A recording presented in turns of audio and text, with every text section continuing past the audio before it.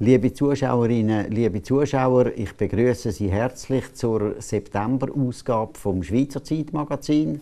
Das ist von der Zeitung produziert, die Sachen bringt, die andere weniger bringen und Stellungnahmen einnimmt, die anderen aus dem Weg gehen.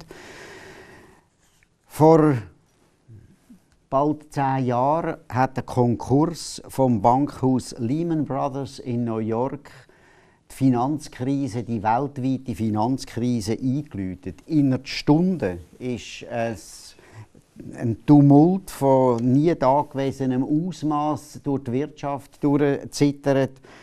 Bis vor wenigen Monaten hat die Finanzkrise die Welt eigentlich richtig im Würgegriff gehabt. Die Wirtschaft hat stagniert, besonders in Europa. Die Währungskrise haben wir erlebt, die Eurokrise haben wir erlebt. Die Staaten haben sich masslos überschuldet, insbesondere die westlichen Industriestaaten. Jetzt, seit ein paar Monaten, tun die Verantwortlichen aus den betroffenen Staaten so, als wäre alles bewältigt, als gänge es jetzt aufwärts, es boomt, alles scheint in Butter zu sein. Wir sind heute zu Gast beim Herrn Felix Zulauf. Er ist ein Wirtschafts- und Währungsspezialist. Wir machen die Sendung in seiner Firma, der Zulauf Asset Management in Baar. Ich freue mich, dass wir da sein können und mit Ihnen darüber ein Gespräch führen. Sie sind ja bekannt dafür, dass Sie die Weltpolitik und die Weltwirtschaft sehr eigenständig beurteilen. Sie machen Prognosen, die so mit dem Mainstream ein bisschen in Widerspruch stehen. Also meine erste ganz allgemeine Frage: Wie beurteilen Sie die Situation der Industrieländer heute? Ist die grosse Krise wirklich bewältigt oder wird sie einfach nur verdrängt? Vielleicht, weil in Frankreich gerade Wahlen sind und in Deutschland jetzt anstehen. Ja, also besten Dank, dass ich bei Ihnen zu Gast sein darf, für ein paar Antworten, die Sie von mir wünschen. Die Finanzkrise ist verschoben worden in die Zukunft. Also sie ist aktuell hier im 0809 aufgefangen worden, primär durch Handlungen der Notenbanken, und ist überdeckt worden mit einer Geldschöpfung, die wir in der Welt in diesem Ausmaß noch gar nicht gesehen haben. Und das hat geholfen, ein bisschen Zeit zu gewinnen. Und in dieser Zeit, die man gewonnen hat, wäre eigentlich die Idee gewesen, dass die Regierungen in ihren Volkswirtschaften verschiedenste Reformen einleiten und strukturelle Verbesserungen und Bereinigungen, die notwendig sind. Leider ist das nicht passiert. Wie hätten die Reformen aussehen, konkret? Also zuerst muss man mal, wenn man in einer Verschuldungskrise ist, jedes Unternehmen, das in eine Verschuldungskrise kommt, muss dann mit den Gläubigern an den Tisch sitzen und dann schaut man, was ist das Unternehmen, wenn wir die Schulden da bestehen. Dann ist es bankrott. Jetzt müssen wir die Schulden auf ein Mass abschrauben, wo das Unternehmen, weil es gute Produkte hat, immer noch überleben kann. Und das hätten wir machen sollen. Wir hätten müssen sagen, diese und jene Schulden sind nicht mehr gut. Die muss man abschreiben, vielleicht über ein paar Jahre, aber man muss das abschreiben und die Verschuldung restrukturieren, damit es wieder auf ein tragbares Niveau sind. Das hat man nicht gemacht, weil die Regierungen einfach zu schwach sind, weil die Politik Angst hat vor dem Schritt, weil da natürlich Gläubiger entsprechend hätten müssen lassen. Und ein Teil von diesen Gläubigern, die hätten müssen lassen, wären wieder Banken gewesen. Also insbesondere im europäischen Raum ist das Problem sehr akut gewesen. Und die sind gar nicht in der Lage gewesen, aufgrund von der dünnen Eigenkapitaldeckung solche Abschreibungen zu leisten. Folglich hat man das einfach verschoben in die Zukunft und die Reformen hat man dann Reformen sein lassen. Und inzwischen hat sich die Konjunktur etwas erholt. Stark ist die Erholung nicht, kann sie auch gar nicht sein, weil die strukturellen Voraussetzungen für die Weltwirtschaft sind einfach völlig anders. Was vielfach nicht verstanden wird, ist, dass die treibenden Faktoren für Wirtschaftswachstum, Das ist die Entwicklung von der Demografie, also wie sich die Bevölkerung verändert. Und wir haben im OECD-Raum, das sind 35 Nationen, plus Nationen wie Brasilien, Russland, China, Indien und so weiter, haben wir eine Überalterung und eine Abnahme vom Bevölkerungswachstum, wo eklatant ist. Wir haben also von den 50er Jahren bis Anfang der 90er Jahre im Schnitt eine Zunahme von der Bevölkerung in diesem Raum von etwa 25 bis tiefe 30 Millionen pro Jahr. Das ist die Altersklasse 0 bis 65. Im Jahr 2008 ist das auf 14 Millionen runtergefallen. Im Moment sind wir noch bei gut 1 Million Zunahme. Im Jahr 2018 werden wir bei 0 sein. Und nachher geht es ins Minus. Bis ins Jahr 2035 werden wir eine Schrumpfung haben von etwa 12 Millionen. Und wenn das der treibende Faktor ist für die Weltwirtschaft, dann ist eigentlich die Weltwirtschaft gar nicht mehr in der Lage, echtes Wachstum zu entwickeln. Und die Notenbanken, weil sie es nicht besser wissen und vielleicht nicht besser können, die glauben, dass wenn sie viel Geld ins System pumpen, dass dann Wachstum entsteht. Aber wenn eben die Voraussetzungen, dass gar nicht so ein Wachstum kann entstehen, von der Demografie her, gar nicht da ist, dann ist das gar nicht möglich. Und deshalb sind wir strukturell auf viel tieferen Wachstumsraten. Und das, was wir jetzt haben, mit etwa 2% in den Industrieländern, das ist eigentlich schon ein Boom für die neue Welt, wo wir drin sind. Und von dort her bin ich eigentlich nicht sehr zuversichtlich für die Weltwirtschaft für die nächsten Jahre. Vor allem, weil ich sehe, dass Politik die Probleme, die im Raum stehen, überhaupt nicht anpackt, sondern einfach überdünkt. Also die demografische Frage ist ja schon interessant. Ich meine, man sagt, in Nordafrika stehen etwa 30 oder 35 Millionen parat, die gerne auf Europa kommen und alle Wege suchen, dass sie irgendwie auf Europa kommen. Und da gibt es ja da auch Leute, die sagen, das ist gar kein Problem. Da kommt ja laufend Nachschub, wenn das selber nicht mehr produziert wird. Was hat denn das für eine Bedeutung im Zusammenhang mit der Wirtschaftssituation? Es ist eigentlich Bevölkerungswachstum plus Produktivitätssteigerung, was Wirtschaftswachstum gibt. Und die Produktivitätssteigerung war in der Vergangenheit so etwa 1,5% pro Jahr in den Industrieländern, wie die Schweiz oder USA oder Deutschland.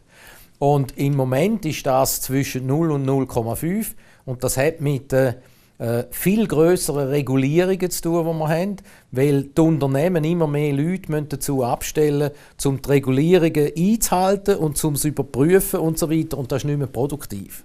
Jetzt, wenn wir natürlich Leute von einem anderen Kontinent oder von einem anderen Land einholen, die von der Bildung her viel schlechter sind als wir, dann haben wir nicht eine Produktivitätssteigerung, sondern haben wir einen Produktivitätsabfall. Und das wäre für die Volkswirtschaft sicher nicht förderlich. Jetzt haben Sie ja zu Beginn des Jahres 2017 eher eine skeptische Prognose gestellt für die Wirtschaftsentwicklung. Ich meine, die haben Sie ja jetzt, also Ihre Zweifel haben Sie ja jetzt auch im Mittelpunkt gestellt und begründet. Auf der anderen Seite, wenn man so die Wirtschaftsfunktionäre anhört und wenn man hört, was da an der Generalversammlung läuft und so, man redet von Boom, man redet davon, ja, man hat jetzt die schwierigen Zeiten überwunden, die Wirtschaft steht auf Wachstum und auf Erfolg.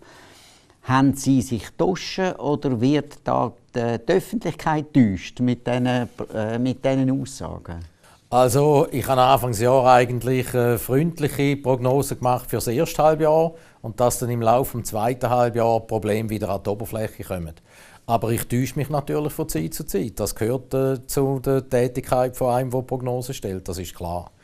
Wenn wir Konjunkturprognosen machen, dann müssen wir zuerst einmal verstehen, was eigentlich die treibende Kraft der Konjunktur ist. Und jeder Zyklus hat eine eigene treibende Kraft, die im Zentrum steht. Im letzten Zyklus war es der Immobilienmarkt, vor allem in den USA, aber auch in Europa, wo getrieben worden ist und wo sich Investoren verschuldet haben in einem Ausmaß, wo in der ersten Phase natürlich wachstumtreibend war, aber in einer zweiten Phase die Nachfrage zumal schwach geworden ist und dann eine Überschuldungssituation da war. Und das hat alles ausgelöst. Im laufenden Zyklus ist die treibende Kraft China. China ist bis 2008 hat China eigentlich praktisch alles richtig gemacht in dem Aufschwung, wo sie haben, in dieser Eingliederung in die Weltwirtschaft und in dem strukturellen Verbessern von der chinesischen Volkswirtschaft. 2008 haben sie bei dem Zusammenbruch vom Finanzsystem haben sie so Angst bekommen, dass sie dann ein Konjunkturprogramm gestartet haben. Und die Konjunkturprogramme, die sind gigantisch gewesen. Also sie haben die Infrastruktur ausgebaut, sie haben in verschiedensten Industrien staatsgelenkt Kapazitäten ausbauen und aufbauen. Und das alles haben sie gemacht gegen Kredit. Und inzwischen ist China massiv verschuldet, weil jedes Mal, wenn China wieder in eine Verlangsamung gegangen ist, haben sie aus Angst vor der Verlangsamung haben sie wieder Gas gegeben und haben das nächste Programm gemacht und das nächste Programm und das nächste Programm. Und jetzt stehen wir eigentlich in China da und haben eine gigantische Verschuldung. Also zum Beispiel der Unternehmenssektor ist fast 3-mal so stark verschuldet wie der Unternehmenssektor in den USA. Im Verhältnis vom Bruttosozialprodukt. Das muss man einfach sehen. Und da ist die Frage, ob das nicht die nächste Blase ist. Und wir haben jetzt ein ganz wichtiges Ereignis im Herbst, im nächsten Monat, im Oktober, ist der Nationale Kongress der Kommunistischen Partei. Das ist die Führung vom Land. Und dort wird die neue Parteiführung und die Führung, die Regierung vom Land bestimmt. Das wird der jetzige Präsident Xi sein und seine Getreuen. Und sobald das bestätigt ist, wird er weiter säubern und alle seine politischen Gegner, und da hat es einige, wird er entsprechend beseitigen. Und dann muss er als Thema gehen zum Finanzsystem, wo massiv aufgeblasen ist in China, um das zu restrukturieren. Das hat er übrigens schon als eines der 3 Ziele genannt. Und wenn er das macht, dann wird das automatisch eine Verlangsamung in der Kreditvergabe geben. Und eine Verlangsamung von der Kreditvergabe wird eine Verlangsamung von der Konjunktur zur Folge haben. Ich gehe also davon aus, dass aufgrund von diesen Schritten, die ich erwarte, die jetzt aber noch nicht in Stein gehauen sind, dass wir im Laufe des nächsten Jahres eine deutliche Verlangsamung von der chinesischen Konjunktur sehen, die dann weltweit ausstrahlt. Weil wenn China dann weniger importiert, heisst das, dass der Rest der Welt weniger exportieren kann. Und das ist heute eigentlich der Schlüssel vom ganzen Konjunkturzyklus. Und darum gehe ich davon aus, dass wir dann vielleicht im Jahr 1920 in dieser Region, dass wir dort wieder eine globale Rezession haben in der Weltwirtschaft und dass in dieser Rezession dann an und für sich wieder an die Oberfläche kommt, was alles für Probleme und Mängel sind in der Welt. Oder? Man sagt immer, wenn jemand ohne Badhose schwimmt, dann weiss man das erst, wenn die Flut weggeht und wenn Ebbe ist. Und genau so wird es sein, sobald ein Abschwung kommt, dann werden all die Probleme wieder an die Oberfläche kommen und sie werden grösser sein wie das letzte Mal. Weil das letzte Mal war es primär das Finanz- und das Bankensystem gewesen. Und das Bankensystem hat jetzt in unterschiedlichem Ausmaß, je nach Land, hat die Eigenkapitalbasis etwas gestärkt und hat die Bilanz abgebaut und hat mehr Risiken zum System ausgenommen. Aber gesamthaft hat die Welt heute deutlich mehr Verschuldungsgrad, einen höheren Verschuldungsgrad als im Jahr 2007, bevor wir das letzte Mal getaucht sind. Und das ist ein finanzieller Leverage oder eine Hebelwirkung. Und die Hebelwirkung wird, wenn alles positiv läuft, wirkt sie nach oben. Und wenn es kippt und nach oben läuft, dann wirkt sie nach oben. Und dann würden wieder die Erträge zusammenfallen von den Unternehmungen, dann wird es Bankrott geben, dann wird es Entlassungen geben, all das, was wir schon kennt haben. Und dann kommt das System wieder ins Wanken. Und dann würden die Behörden wieder gefordert werden, um wieder in die Hose zu gehen und in der nächsten Runde mit irgendwelchen intelligenten oder weniger intelligenten Massnahmen das System zu retten. Was Sie jetzt da aus der wirtschaftlichen Situation geschildert haben, spielt sich ja ab auf einem auch politischen Hintergrund, wo ja auch von so und so viel Unwägbarkeiten geprägt ist.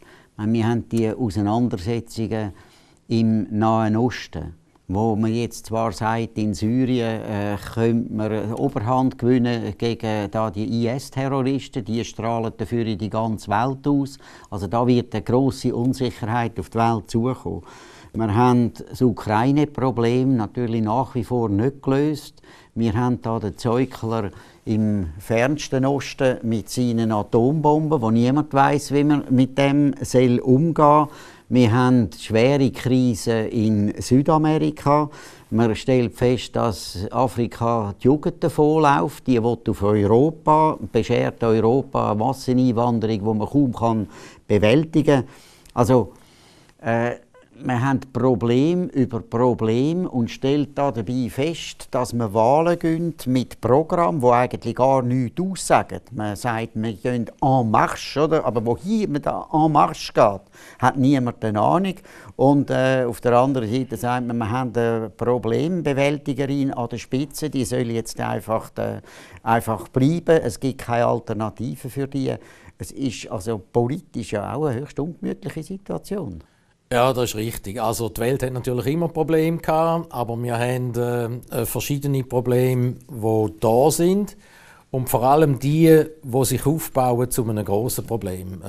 Die Ukraine ist nach meiner Meinung nicht ein grosses Problem. Krim ist auch nicht ein grosses Problem. Krim hat 400 Jahre zu Russland gehört und ist innerhalb von der Sowjetunion, von der Russischen Republik in die Ukraine verschoben worden, von einem ukrainischen Sowjetboss und so weiter. Also da muss man auch Verständnis haben, dass die Russen das zurückholen, insbesondere weil Sewastopol in der Krim der einzige Warmwasserhafen ist, wo Russland hat, und sonst wären im Prinzip die Weltmeer gesperrt im Winter, oder? Das muss man sehen.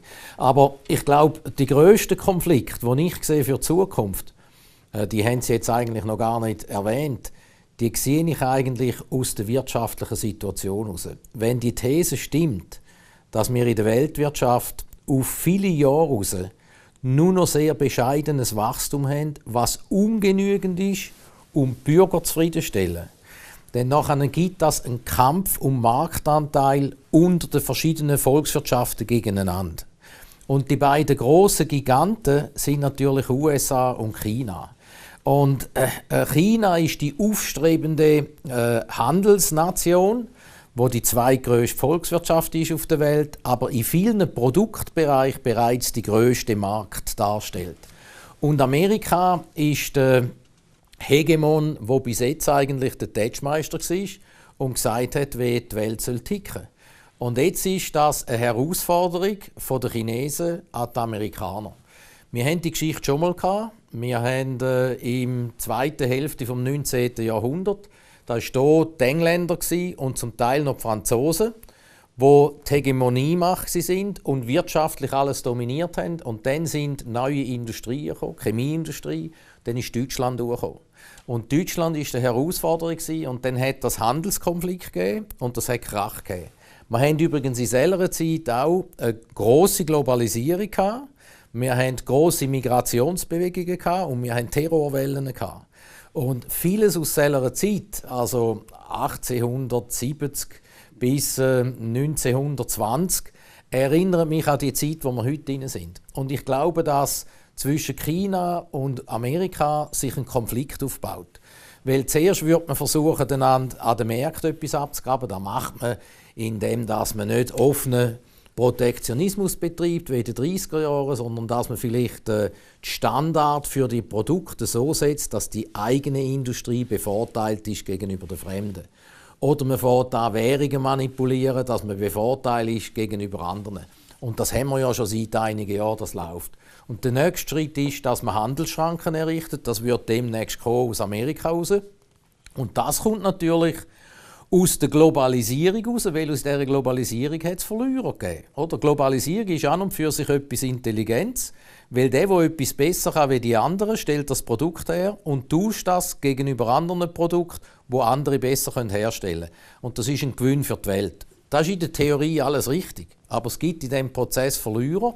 Und wenn Sie schauen, wie sich eine Einkommenentwicklung verteilt hat in den Industrieländern im Laufe der letzten 20, 25 Jahre, dann sehen Sie, dass der grosse Gewinner von dieser Globalisierung ist der neue Mittelstand in den Schwellenländern gewesen. Also China und zugewandte Orte. Die haben gross profitiert und die haben einen grossen Aufstieg genommen in der realen Einkommen, Kaufkraft bereinigt.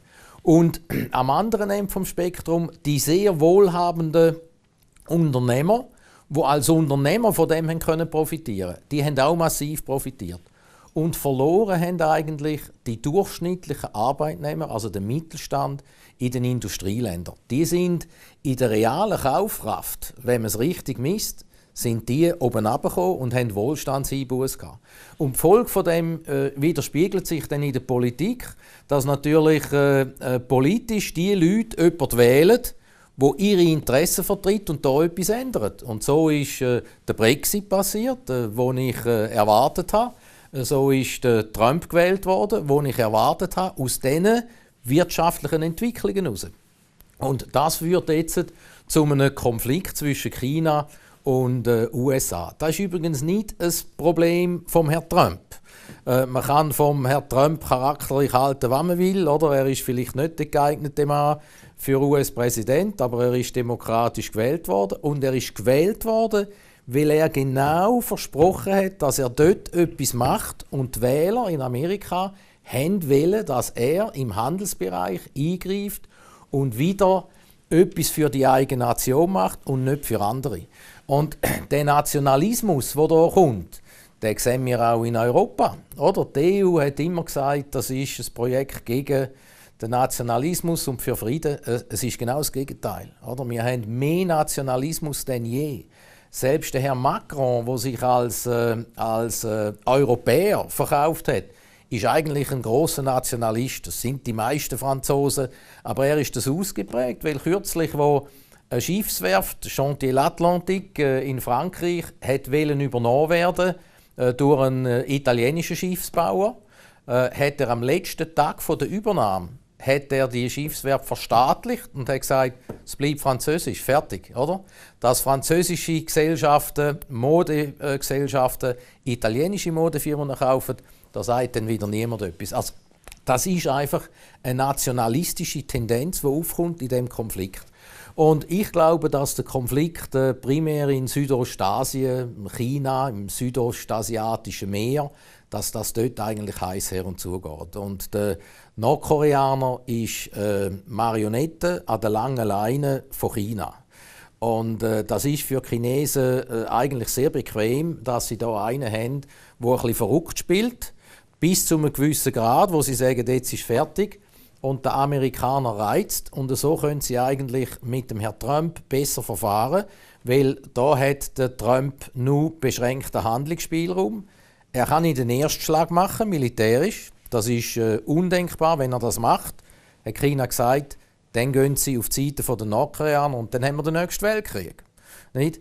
Also muss der Trump das politisch lösen. Und wenn er das politisch löst, dann sagt der Chinese immer, also ich tue mich dem Nordkorea-Problem an, aber dafür wollte ich im Handelsbereich ein bisschen mehr Spielraum haben. Oder?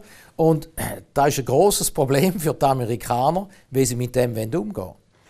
Jetzt stehen aber die Amerikaner ja schon noch vor einem anderen Problem mit dem Trump. Ich meine, man redet von einer gespaltenen Nation. Ich meine, wenn man bei uns Zeitungen liest, dann nachher kommt niemand mehr auf die Idee, dass der demokratisch gewählt worden ist, sondern man redet davor, dass der Verrückten ist an der Macht. Also, wenn Amerika dieser Herausforderung, die Sie jetzt geschildert haben, gegenübersteht, mit einem Präsident, der im eigenen Land auch immer wieder untergraben wird, von Gericht zurückgeholt wird, in Sicherheitsfragen und anderen Bereichen. Ich meine, die Handlungsfähigkeit von dem, wo bis jetzt die Sicherheit der Welt garantiert hat man den Eindruck, ist dann also erheblich angeschlagen. Ja, das ist natürlich auch so. Das hat ein bisschen mit dem fehlgeleiteten Zeitgeist zu tun. Oder? Der Zeitgeist ist natürlich so, dass heute praktisch nur noch als politisch korrekt gilt, wer sozialdemokratisch oder linksorientiert ist, wer ökologisch ist und wer etatistisch denkt. Oder? Das ist politisch korrekt und alles, was in den Rahmen geht, ist politisch inkorrekt und wird angezweifelt und angepöbelt in der Presse. Und wenn Sie die amerikanischen Medien anschauen, von den eingeschriebenen Journalisten, sind 7% sind Republikaner. Von denen sind von Anfang an gut die Hälfte gegen den Trump gewesen. Und da steht er in einer medialen Übermacht gegenüber. Das ist unglaublich. Leider ist der Herr Trump der schwierige und unappetitliche Charakter, den er ist. Wenn er das ein bisschen eloquenter würde machen, dann könnte er nämlich sehr viel mehr tun für das Anliegen von denen, die ihn gewählt haben. Und er ist, wie gesagt, demokratisch gewählt worden. Und nicht nur das. Er ist in der Ausmachung innerhalb der Republikanischen Partei, und er ist ja eigentlich nicht ursprünglich ein Republikaner, hat er 15 Vertreter vom republikanischen Establishment in der eigenen Partei in der Ausmachung geschlagen, oder? Mit entsprechenden Argumenten. Also wenn irgendjemand den Trump als Präsident von USA anzweifelt, dann ist er fehlgeleitet. Aber der Trump hat natürlich eine Agenda, die nicht deren Agenda entspricht, wo eben links, ökologisch und etatistisch denkenden Medien und Politikern entspricht. Und er hat ein grosses Problem mit der eigenen Partei. Und die Partei, die hat jetzt nach meiner Meinung nach die Führung übernommen. Weil im Trump sein ideologische Hirn oder sein ideologischer Kompass ist der Bannon gewesen. Und der Bannon wird als Rechtsradikale dargestellt. Er hat vielleicht auch Sachen, die sehr rechts aussen sind. Aber in einer linksdrifteten Welt wäre es eigentlich gut, wenn man mal von einem Rechten würde gewisse Ideen übernehmen, um die ganze Korrektur von den letzten 25 oder 30 Jahren einmal anzubringen. Und das hat er jetzt verloren. Und jetzt hat das republikanische Establishment übernommen. Also die Wirtschaftspolitik wird jetzt vom Treasurer, vom Mnuchin und vom Cohn, dem Economic Advisor, Wirtschaftsberater, wird jetzt gemacht. Und die Notenbank ist sowieso schon lange auf der sehr lockeren Linie. Von dort her kann man davon ausgehen, dass der Herr Trump im eigenen Land eigentlich nicht mehr viel zu sagen hat. In der Außenpolitik hat er mehr Handlungsspielraum. Das ist grundsätzlich so in der amerikanischen Verfassung. Und von dort her wird es interessant sein, wenn er sich jetzt verhalten gegenüber den Chinesen. Das ist eigentlich der grosse Prüfstein. Die Sanktionen, die Amerika kürzlich gegen Russland verhängt hat, die kommen nicht vom Herrn Trump. Das hätte der Trump nicht wollen, weil der Trump hat die Idee gehabt, dass man mit den Russen reden muss, dass wenn man da und dort mit den Russen in der Welt kooperieren, dass man dann bessere Lösungen anbringt, zum Beispiel Frieden in Syrien und so weiter. Und da hat er absolut recht. Auch wenn der Herr Putin ein diktatorischer Politiker ist. Aber er ist ein Politiker für das Volk, das ihn gewählt hat. Und die Sanktionen sind eigentlich nicht gegen Russland, sondern die sind gegen Deutschland und Europa gerichtet, oder? Ja, jetzt haben Sie die Situation von China und die Bedeutung von China breit geschildert, jetzt die USA und jetzt kommen mal noch die Europäer am Schluss noch dran. Wo steht also Europa, wo steht die EU, wo stehen auch die Gegensätze in der EU, wo man jetzt zwar auch natürlich abspielt im jetzigen Moment. Wo stehen die in dieser Auseinandersetzung? Also um das noch fertig zu machen, die Sanktionen gegen Russland sind Sanktionen gegen Europa. Weil was da damit will verhindert werden, ist, dass es direkte Pipeline mit Erdgas gibt von Russland durch die Ostsee durch nach Deutschland. Das will Amerika verhindern, weil sie haben selber Erdgas verkaufen und sie wollen, dass die Europäer von ihnen Flüssiggas einkaufen. Und das ist der Hintergrund. Es ist also nicht irgendetwas Geopolitisches, sondern es sind wirtschaftliche Gründe. Europa hätte eigentlich in diesem Machtkampf zwischen diesen beiden Giganten eine sehr gute Rolle, dass man vermittelnd tätig sein und wirtschaftlich profitieren. Aber für das braucht es eine saubere Ordnung und einen Kompass, der eingestellt ist, wo man genau weiss, wo man durch will. Und das fehlt natürlich Europa. Europa ist in Unordnung, sozusagen. Die sind durcheinander mit der unglücklichen Konstruktion von der EU, wo vor allem durch die Einführung vom Euro forciert worden ist. Oder sie haben damit eigentlich eine Spaltung von Europa bewirkt. Oder? Der Euro ist ja als Friedensprojekt und vereinigend und wirtschaftlich positiv dargestellt worden. Und tatsächlich ist es genau das Gegenteil von dem, was ich am ersten Tag vom Projekt gesagt habe. Jeder, der ein bisschen wirtschaftlichen Sachverstand hat, hat das müssen sehen. Der Maastricht-Vertrag von der Währungsunion ist jetzt über 100 Mal gebrochen worden. Also die werden mit allen Tricks, legal wie illegal, wird da geschafft, um das zusammenzuhalten, weil sie glauben, es braucht das Vereinigte Europa als Monolith. Und die Idee ist eigentlich die Vereinigten Staaten von Europa. Und die Völker, die einfachen Bürger, die wollen das nicht. Die wollen ihren Nationalstaat. Die wollen ihren Nationalstaat. Und damit ist eine grosse Trennung eintreten zwischen der regierenden Elite und auch Wirtschaftselite zum Teil auch, wo der Euro eben sehr gern hat, weil das es Geschäfte für sie vereinfacht, und dem Volk. Da ist ein grosser Graben und der Graben wird immer größer. Und der Euro treibt einen Spalt zwischen die Habenden und die Nichthabenden, oder? Also die schwachen, wettbewerbsschwachen Volkswirtschaften kommen immer mehr in eine schlechtere Situation. Das sieht man gut an Italien. Das Italien ist politisch nicht reformierbar, ist vielleicht auch nicht regierbar, aber die haben sich immer durchwursteln mit Währungsabwertungen und so weiter. Und der Italiener, der daheim geblieben ist, der hat Arbeit gehabt und ist zufrieden gewesen, konnte sein Chianti trinken und so weiter. Das ist heute nicht mehr so, oder?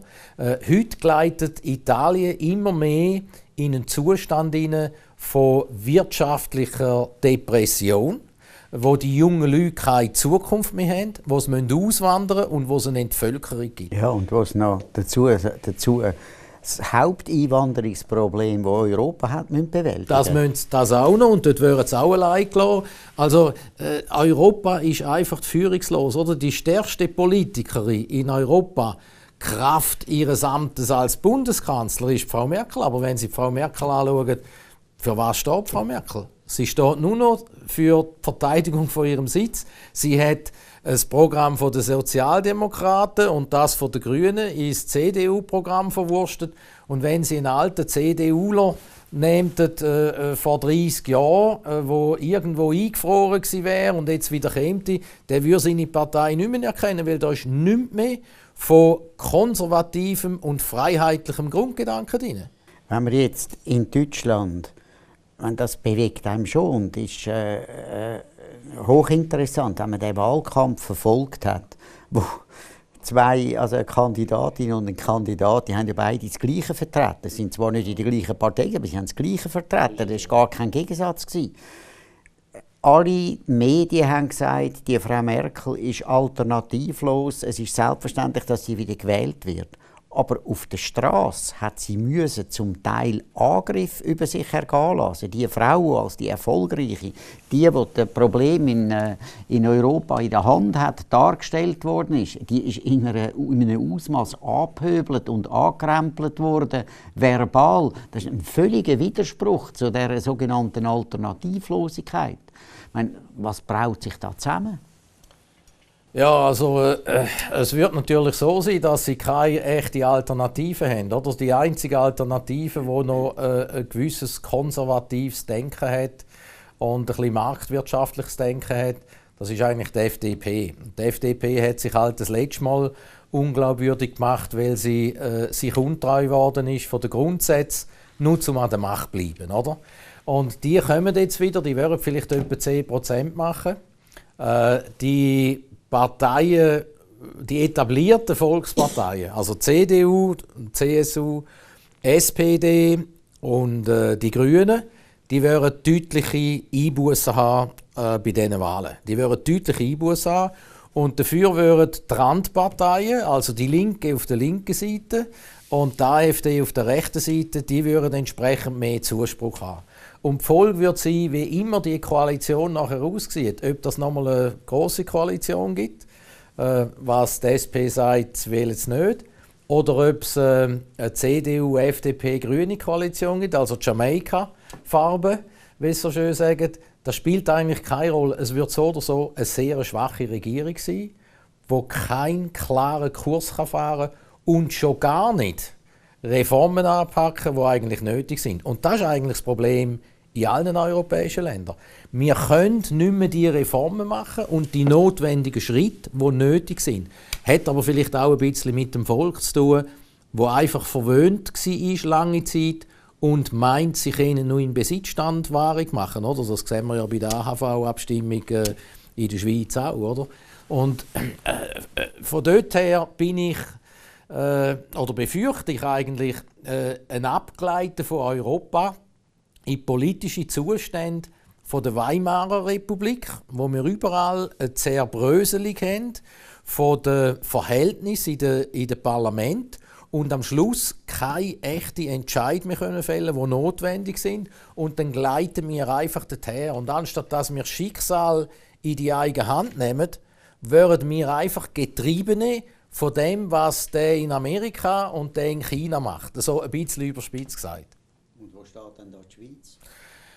Ja, wir sind natürlich wirtschaftlich primär in Europa eingebunden. Natürlich sind wir weltoffen und machen sehr viel Handel mit allen Regionen in der Welt. Wir können unserer geografischen Lage nicht entfliehen, die ist gegeben. Aber wir tun gut daran, wenn wir unsere Eigenständigkeit, unsere Neutralität, bewaffnete Neutralität, hochhalten, pflegen, dass wir den Bildungsstandard, den wir haben, nicht verwässern, weil da passiert sehr vieles. Da gibt es Schulklassen, wo es fast keine Schweizer mehr drin haben und wo durch sprachliche Probleme ihren Stoff nicht mehr bewältigen in der richtigen Zeit. Dass wir den Bildungsstandard hochhalten und pflegen und weiter hochtreiben, dann sind wir gewappnet für die Zukunft, die sehr unruhig wird sein. Das gibt hohe Wellen, das wird sehr unruhig sein. Als Land wollen wir das meistern, um da durchzukommen. Wir haben einen grossen Vorteil mit der direkten Demokratie, dass man ganz grobe Fehler, wie das andere Staaten machen, hier korrigieren kann. Aber man kann natürlich nicht alles korrigieren, weil die Politik hat auch eine gewisse Eigendynamik, die nicht immer vom Volk korrigiert werden kann. Kommen wir nicht auch mit der Demokratie zunehmende Probleme über? Die Elite, wie Sie sie vorher geschildert haben, die in Deutschland an der Macht ist, die die EU bestimmt, die natürlich auch in der Schweiz ein wichtiges Wort hat, die, hat man den Eindruck, wird mit verschiedenen demokratischen Grundsätzen und Traditionen eher aufräumen und eher eine Politik machen, die eben von der Elite bestimmt wird und nicht vom Volk. Wie stehen wir denn da? Ja, das ist natürlich auch so. Also gerade das Beispiel, das wir vorher mit Deutschland hatten, das Zerbröseln in immer mehr Parteien, wo es keine klare Macht mehr gibt, die Reform durchführen kann. Das ist natürlich dann schlussendlich eine Scheindemokratie, wo alle Mittel der Demokratie da sind, aber die Demokratie an sich nicht mehr funktioniert, oder? Und dem sage ich dann eine Scheindemokratie. Und in den meisten Staaten haben wir so eine Scheindemokratie. Da sind wir bevorzugt, weil wir die direkte Demokratie haben und wir können sehr viel öfters und sehr viel mehr einschreiten, wenn sich unsere Elite entfernen von dem, was eigentlich das Volk will. Das ist ein grosser Vorteil. Aber es ist eine gefährliche Situation, weil der Graben zwischen der Elite und dem übrigen Volk, der wird natürlich immer grösser, übrigens auch wirtschaftlich, weil die Wirtschaftspolitik, die heute ja primär nur noch an den Notenbanken hängt, weil die Regierungen keine echte Wirtschaftspolitik mehr machen, die nötigen Reformschritte nicht machen, ist eigentlich eine Politik, die den Vermögenswert inflationiert und nach oben treibt und die haben nachher mehr oder es ist mehr wert und die nicht haben, die müssen vom Einkommen leben, das sie als Arbeitnehmer verdienen, die werden zurückgelassen. Und das gibt eine Trennung in der gesellschaftlichen Struktur und das ist natürlich Gift für jede Demokratie und für jede Volkswirtschaft allalong. Also besorgniserregende Aussichten. Wir haben, das müssten wir zur Abrundung von der politischen Situation schon noch nachholen, Russland schon kurz gestreift. Sie haben zum Ausdruck gebracht, dass man Russland nicht unbedingt am Ukraine-Konflikt oder an den Zuständen in der Ukraine messen, sondern dass man es als eigenständige Macht und zweifellos als eine Macht, die etwas zu sagen hat auf der Welt und etwas will sagen in der Welt, beurteilen. Ich meine, das Verhältnis Russland und Westeuropa, wie sehen Sie das oder wie sehen Sie überhaupt die Position von Russland in der nächsten Zeit? Also historisch ist ja so, dass Russland eigentlich nie den Westen angegriffen hat, aber der Westen verschiedentlich Russland angegriffen hat. Das in der russischen Seele verankert ist. In der russischen Seele tief verankert. Und wir haben natürlich aus der bipolaren Welt von der Nachkriegszeit haben wir den bösen Russ bei uns in der DNA rein. Das meinen alle, aber das ist natürlich nicht so. Erstens ist Russland wirtschaftlich nicht sehr stark. Wirtschaftlich schwach und wird aufgrund von der Demografie, also deutlich abnehmende Bevölkerung, wird Russland schwächer werden im Laufe der nächsten Jahrzehnte. Militärisch ist Russland heute noch stark und wird auch noch einige Zeit stark bleiben. Wir haben einen Fehler gemacht vom Westen aus, das war die EU und die NATO, dass sie nach dem Fall der Mauer die EU und vor allem NATO-Stützpunkt mit Raketen immer näher an die russische Grenze angeschoben haben. Und wenn wir jetzt uns in die russische Situation versetzen, dann muss man sehen, dass die sich bedroht fühlen und das müssen wir mal sagen, bis hierher und nicht weiter. Und das muss man verstehen, das darf man den Russen nicht anlasten. Das ist etwas, wenn man mit Russen redet, enorm präsent ist. Immer wieder wird einem das gesagt, und zwar nicht von führenden Politikern, sondern das ist dass sie vom Hitler angegriffen worden sind, dass sie vom Napoleon bis auf Moskau angegriffen worden ist, etwas, das dort drin ist und immer wieder kommt. Jetzt aber noch zurück wieder mehr zum Wirtschaftlichen oder zum Finanzpolitischen. Brüssel und die europäische Regierung tun das so, als wäre ein Problem behoben. Ein Zeichen, dass da nicht alles zum Guten steht, ist ja, dass man die Zinsnullung und die Negativzins weiterhin hat. Also mit anderen Worten, wer spart, wer solid ist, muss etwas lassen von seinem Vermögen. Das kann doch, also ich meine, auf die Länge raus kann so eine positive Entwicklung nicht stattfinden. Wie ist das einzuschätzen, dass das nach wie vor dominiert? Also die Notenbank hat natürlich gemeint, wenn sie mit den Zinsen auf Null runtergehen und gross Geld ins System pumpen, dann wird sich die Konjunktur erholen und vor allem wird die Inflation steigen. Und damit könnten sie ein Schuldenproblem über eine Inflationierung reduzieren.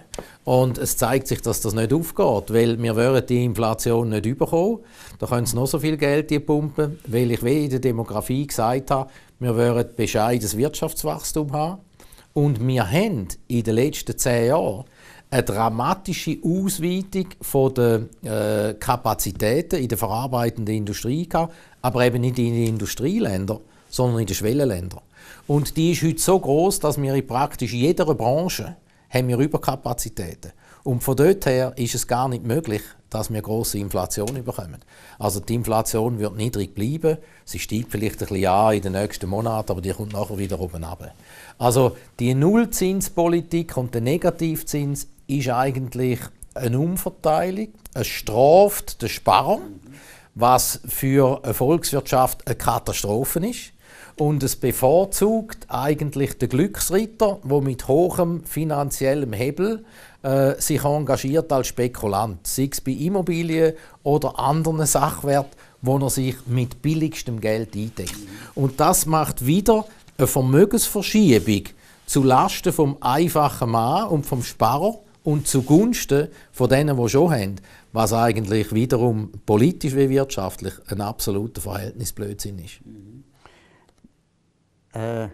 Letzter Fragekreis. Der Brexit hat stattgefunden.